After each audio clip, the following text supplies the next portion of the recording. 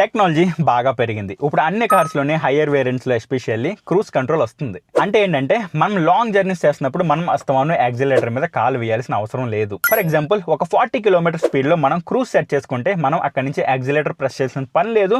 ఇక్కడ కానీ ఒక చిన్న బటన్స్ ఉంటే వాటితో మనం స్పీడ్ని ఇంక్రీజ్ అండ్ డిక్రీజ్ చేయొచ్చు. వన్స్ బ్రేక్ అప్లై చేయగానే క్రూజ్ ఆటోమేటిక్గా ఆఫ్ అయిపోతుంది. అక్కడి నుంచి మీరు యాక్సిలరేటర్ ప్రెస్ చేసుకోవాలి. ఇందులో మనకి 2 టైప్స్ ఆఫ్ క్రూజ్ కంట్రోల్ ఉంది. ఫస్ట్ వచ్చేసి క్రూజ్ ఆన్లో ఉన్నప్పుడు బ్రేక్ అప్లై చేసామంటే ఆటోమేటిక్గా క్రూజ్ ఆఫ్ అయిపోద్ది. అక్కడి నుంచి కంట్రోల్ మన చేతిలోనే ఉంటుంది. యాక్సిలరేటర్ ప్రెస్ చేసుకోవాలి మళ్ళీ.